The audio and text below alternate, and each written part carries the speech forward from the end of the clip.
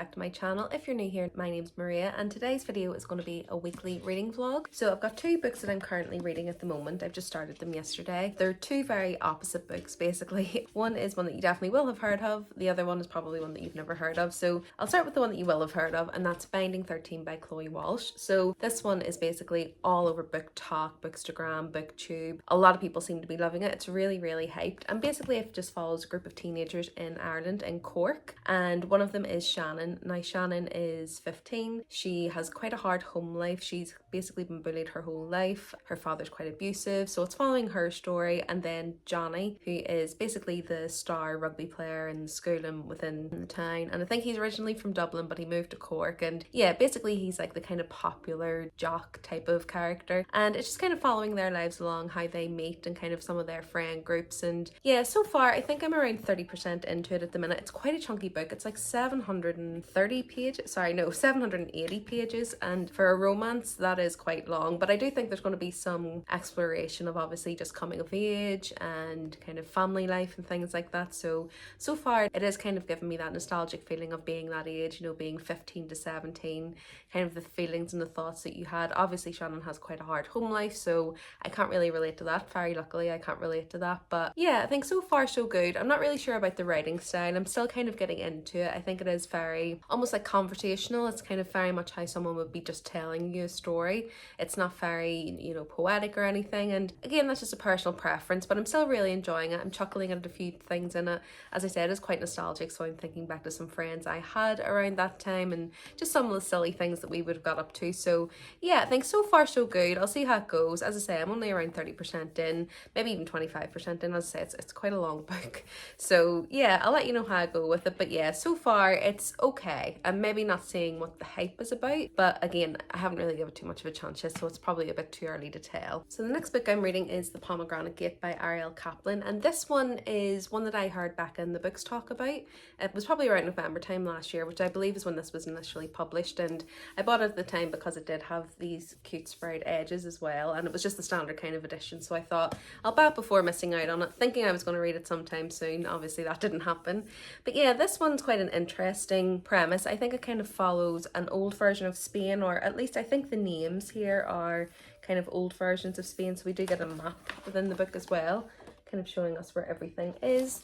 But yeah, I think basically it follows around the time of the Spanish Inquisition. There are groups basically pressuring anyone who isn't Christian to either convert or to leave. So within this town that they live, a lot of people are kind of packing up and leaving so that they can be safe and getting out of the city. So yeah, our main female protagonist is Toba. Now she has this strange, they kind of call it an illness or an ailment, but basically she can speak but can't shout, she can walk but can't run, and she can write up to 5 languages, and she can write with both hands at the same time. So quite a strange ailment that she has, and quite a strange kind of gift as well, you know, being able to write in 5 languages and with both hands at the same time. And for her, that's never really been an issue, but yeah, obviously as tensions rise, that may become a bit more of an issue for her. And then we also follow a male protagonist, Naphtali, who has this ability to, within his dreams, he kind of can enter this dream realm, and he's always kind of unsure whether it's a real realm or if it is just a dream, but he also gets hallucinations as well. But his father has always told him, you know, don't tell anybody about it, don't tell anyone about your abilities, and also don't be telling anyone within the dream your name, because that gives them power. And yeah, so it's all quite ominous at the moment in terms of why he has that ability, why he's able to see those dreams, why Toba has that ailment, and kind of where they're going to merge. But essentially they are part of a group that's leaving the town at one point, and Toba gets taken off by a thief. He believes she has a jewel which is worth money, so he's trying to steal that from her.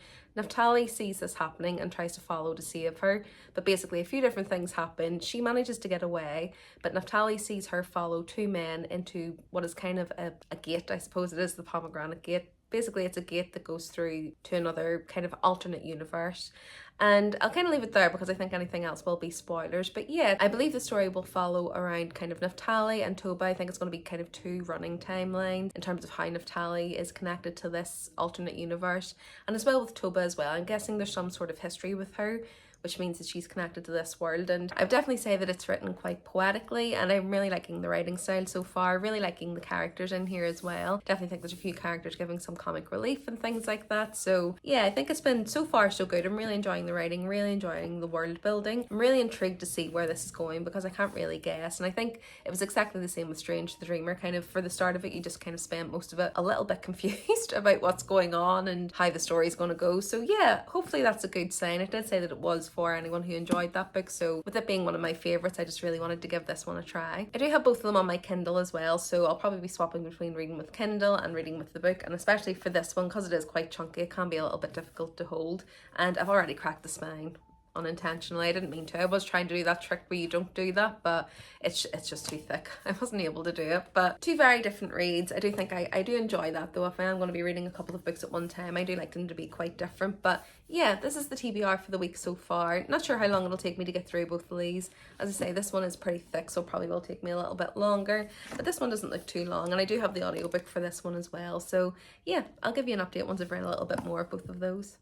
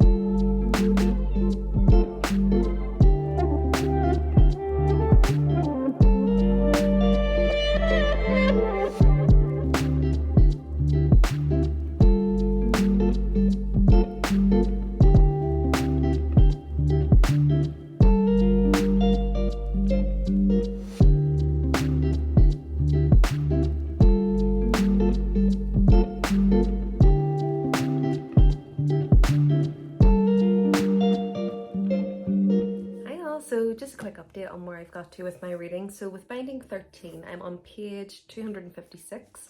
So I think it's about 30% of the way in, so just slowly making my way through this one. And yeah, I think my thoughts are kind of the same. In terms of the writing style, it is a lot more conversational than I'm usually reading or reaching for, but I think I'm really enjoying the story. I'm kind of getting into it now, and I'm really liking the way that we're seeing Johnny and Shannon's relationship progress, and I think it's doing it in quite a natural way. I mean, we're 30% in and still nothing's really happened, you know, they're still just kind of getting to know each other, they're still just chatting and trying to understand each other, and we're starting to understand a little bit more of their lives, how they're kind of polar opposites in terms of how their childhoods have been. And I did stop reading it last night, kind of mid-chapter, which I usually don't do, but I was reading just before bed, and it came to a scene where we kind of get to understand the hardships of Shannon's home life and how bad it actually is, and there is a lot on page, you know, of what's happening. So I was kind of just about to start a scene which I think is going to be pretty tough to read, so I thought I don't want to be reading that before bed. But yeah, I do think that I'm happy that it doesn't kind of shy away from that. You know, I'm sure there are a lot of people who maybe can relate with this, but at the same time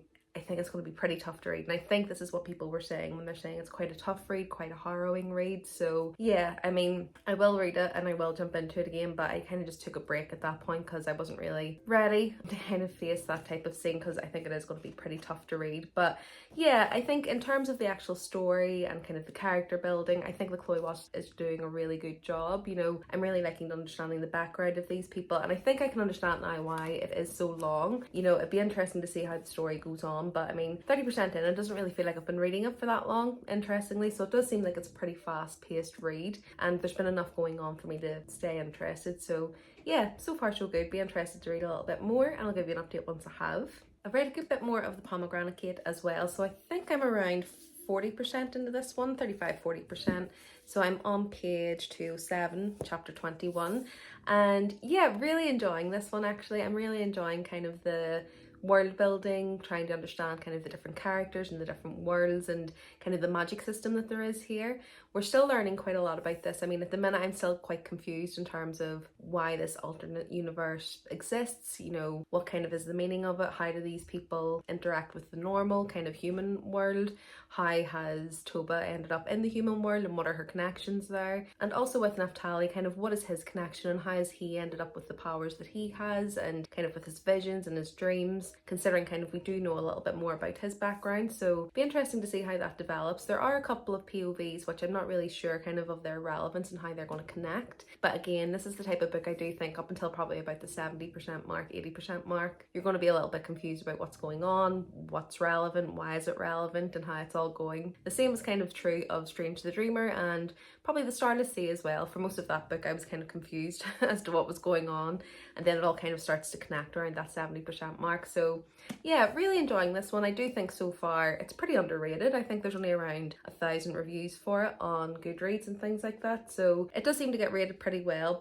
and I can see why. I really like the writing style in this. I really like the banter between the characters as well. So we are following kind of, it's not dual timelines as such, but it's kind of two stories that are happening in parallel, you know. So we have Toba, who is in the alternate universe, and then we also have Naphtali, who is in the mortal realm, I suppose. And yeah, no, really good so far. I don't want to give too much away or give any spoilers, but I've just said the writing side of this one's really good. I'm really intrigued to see where the story's going, how everything connects and how this world came to be. But yeah, so far so good, so really enjoying that. So yeah, today is actually Father's Day, so I'm not sure how much reading I'll get done today. I'm hoping to get a little bit more than I did yesterday. Yesterday we did spend just a lot of time together with the dog, and we went for walks, went for some coffee and some lunch, and I didn't really get a lot of reading done. I just had one of those days where I couldn't sit and focus, so that's why I haven't really got too far through those. But hopefully today, once I've went down and seen my dad, I'll be able to come back up and have a bit of a relax and get a bit more reading done. But yeah,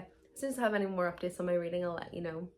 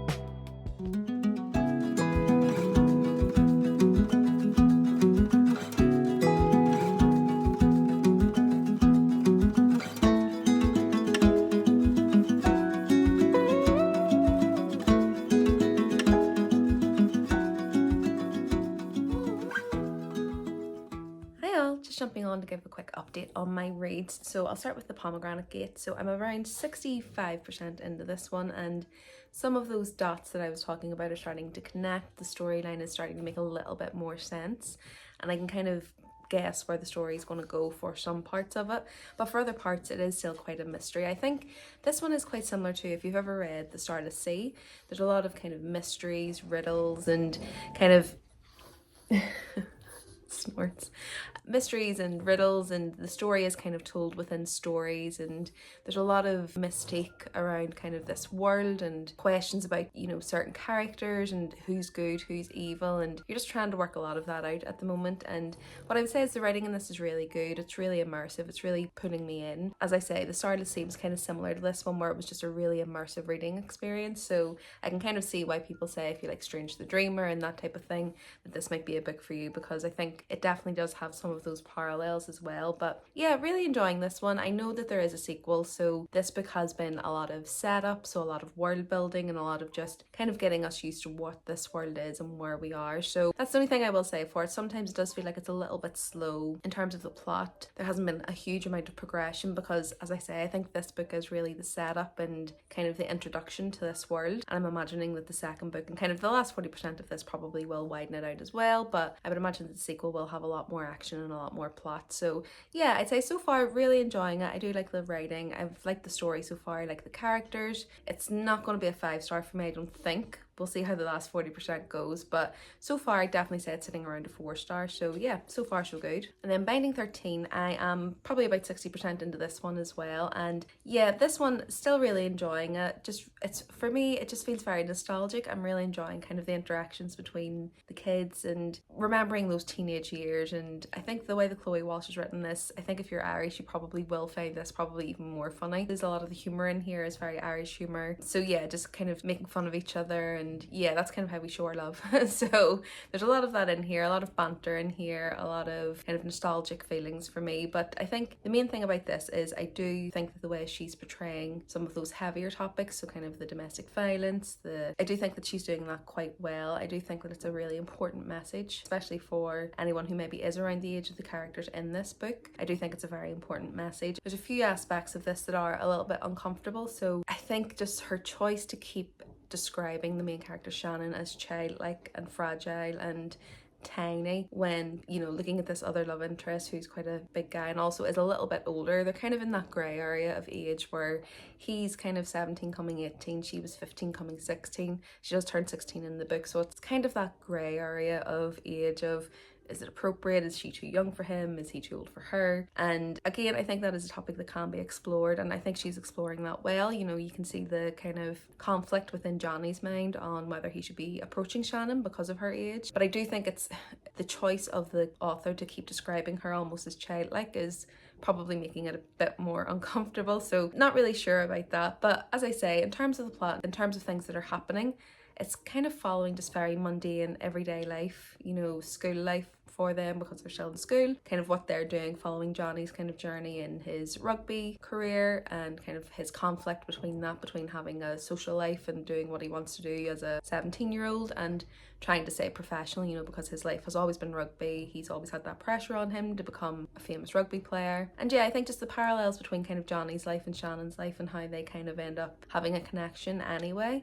Again, I'm just really enjoying. So this one, I would say that the writing style probably isn't my favourite. As I say, I'm not really sure how to describe it because it does, just to me, it sounds conversational. I don't know the best way to describe it, because bland isn't quite a good way to describe it, because I don't think it's bland writing. I am really enjoying it, but it's not kind of, there's no prose in there or anything. It is just very, you know, straightforward writing, I would say. But in terms of the story, as I say, I'm about 60% in, which is around 500 pages, I think. And it doesn't really feel like I've been reading for 500 pages. So I would say, even though the plot doesn't seem action-packed, it still has kind of flew by. You know, it doesn't feel like I've been reading a book for 500 pages for this one. So yeah, still really enjoying it. I'm intrigued to see where this ends because there is a second book in this story, and I believe it does follow Shannon and Johnny, and I believe it's also around 700 pages. So be interesting to see how she fills those pages with the story and kind of what more there is to tell for these two. As I said, at the minute they actually haven't really got together or anything, and as I said, we're about 60% in. They haven't actually got together, so it's definitely slow burn, which I like. I think she is displaying how they're having some intense feelings for each other, but I think at that age everything does feel kind of intense. You know, when you're 15 and 17, it does feel intense. It does feel kind of insta-lovey,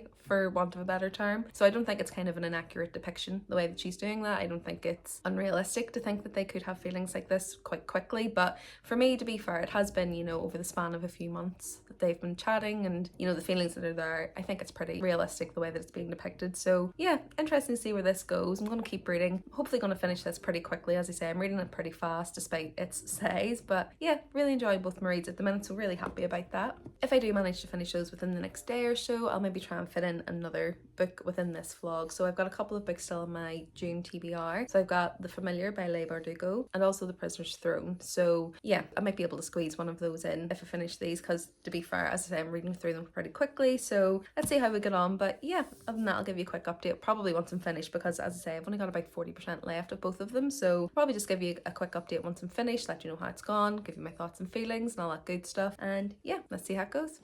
Okay, so it's a few hours later, well, quite a few hours later. I've just finished work, and my original plan was to kind of sit down and maybe look at my book journal and try and get a couple of those spreads done, but honestly, I'm just feeling so tired. It was quite a busy day today, quite a admin heavy day, so I'm really not feeling like my eyes are going to be able to concentrate on doing something like that. So I may listen to my audiobook for a while. I do have The Pomegranate Gate on audio, and maybe just read along, because it means I can just take a few breaks if I need to, if my eyes are kind of getting tired. Maybe catch up on some YouTube or something like that. I haven't watched YouTube in a while, so I have quite a few bookish videos that I need to catch up on as well. But yeah, I don't know if you get that, just sometimes after work I just don't feel like doing an activity like that that's going to take too much mental power and brain power, so I just don't think it's going to be any good. No matter what spread I do, it's probably not going to be great, so it's probably better just to give myself a bit of a rest, just, you know, have a bit of a relaxing time, might make a bit of a coffee, have a bit of a snack, and yeah, just chill for the evening rather than trying to do something when I'm not really in the mood to do it. I do think that the book journal is probably something I should do at the weekend when I've not been at work. I've not kind of been thinking about things all day, and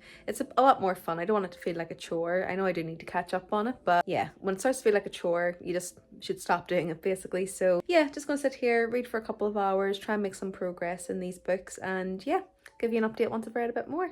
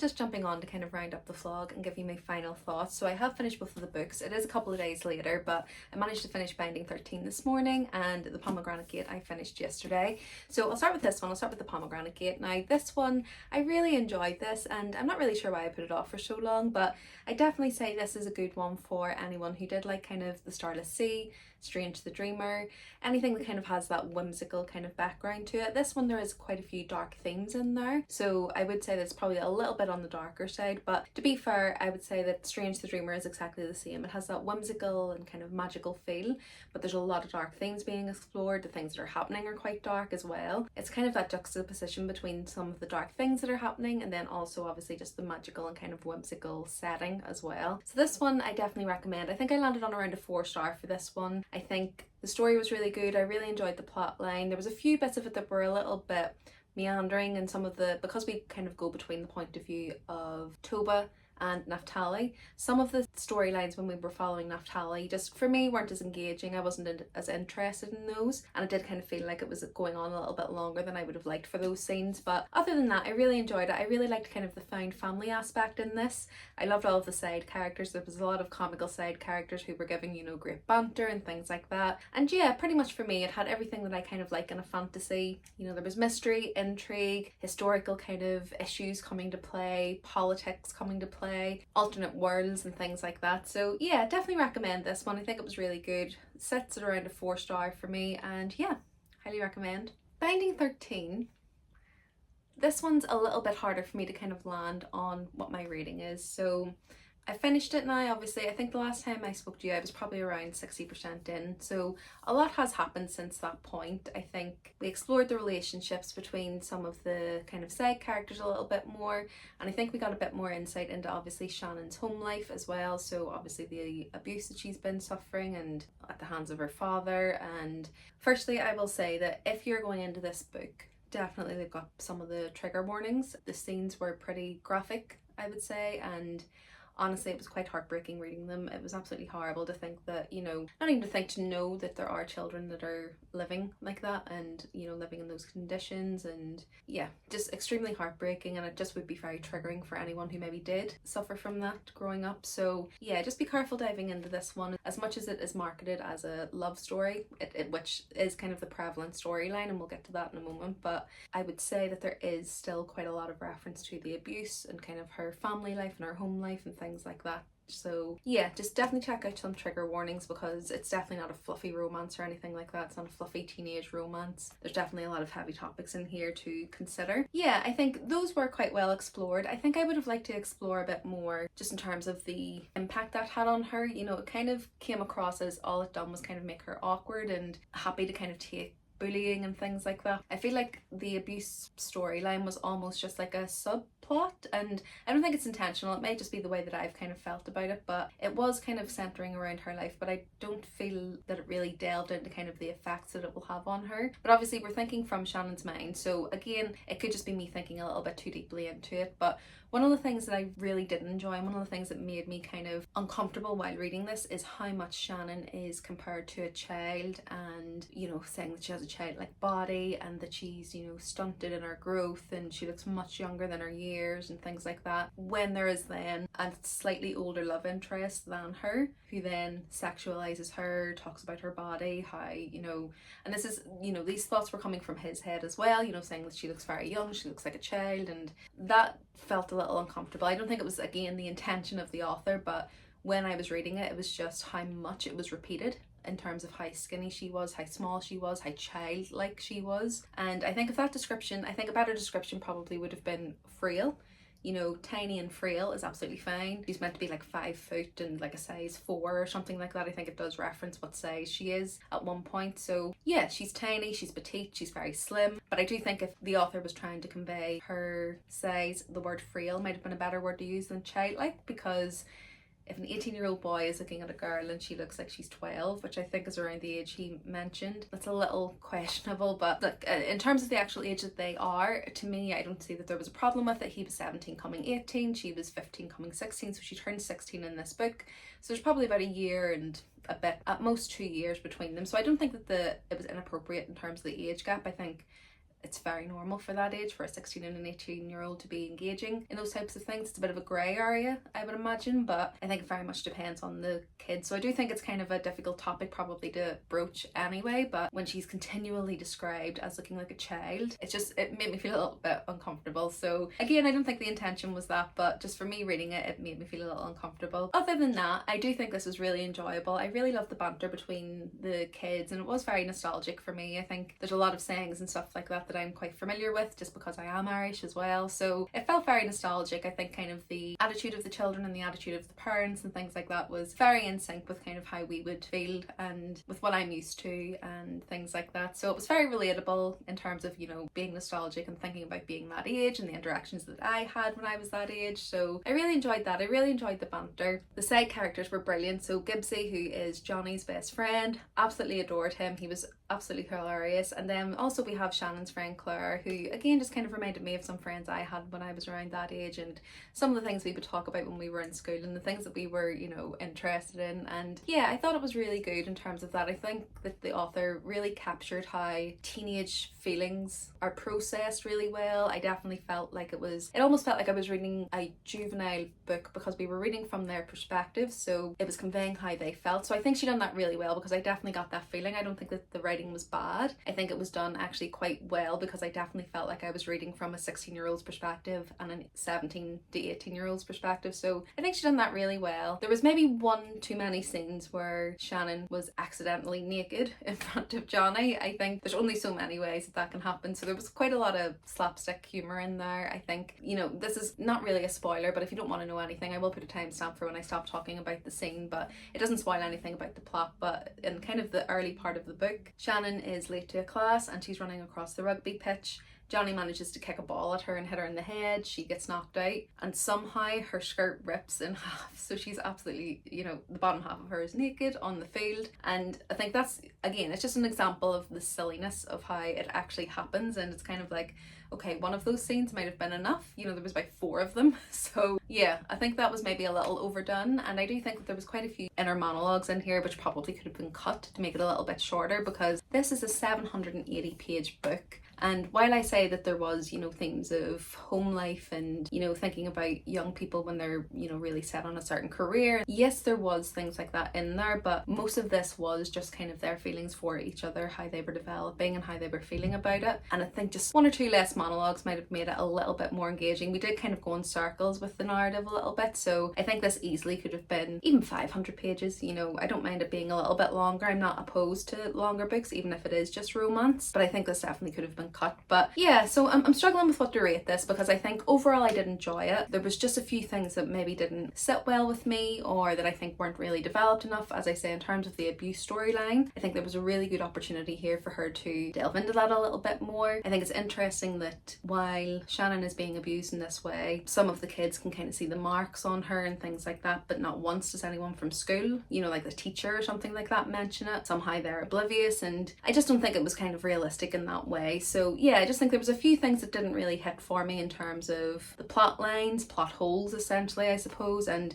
yeah, just some of the references to her being so childlike just kind of made me feel a little bit uncomfortable. But other than that, I think it was really enjoyable. I laughed out loud at a few bits of it, you know, some of it really did make me giggle. And yeah, I think I'll definitely be reading the next one. This one does end on a bit of a cliffhanger, so I'll definitely be reading the rest of the series. I think Gibbsy has his own book as well, so I'll be really interested in reading that one. And that might be the latest one, and I think the next duet follows Shannon's brother Joey, who's in this. So yeah, I think all in all, I'm really happy I read this. I did really enjoy it. At the minute, I think it's sitting at about a 3.5. I just don't think it has that 4-star feeling, but definitely 3.5. I don't think it would be any less than that. Really glad I picked it up, because I did actually really enjoy it, and looking forward to reading the next one. So yeah, I think that's everything for this week. I was going to try and fit in another read, but I don't think I'd finish anything that I started before posting this vlog, so I'm just going to leave it at that. I do think I've got quite a lot of footage there, so it's probably already quite long. But yeah, if you've read either of these, do let me know. I'd love to know your thoughts. And if you've read the next book in the series for Binding, again, let me know. I'd love to know if you enjoyed it as much, or, you know, if it's worth continuing on with the series. Hopefully I will be picking that one up in July. So yeah, be really interested to know your thoughts. If you like this video, please do give it a like, and if you want to see more from me, remember to subscribe. I'm posting around 2 videos per week, and it will be videos like this, so reading vlogs, come shopping with me's, book hauls, things like that. And if you do have any suggestions for videos you'd like me to do, put them in the comments below, and I'll be sure to take some of your recommendations. Other than that, thanks so much for watching this one. As I say, I really hope you enjoyed it, and I'll see you in the next one soon. Bye!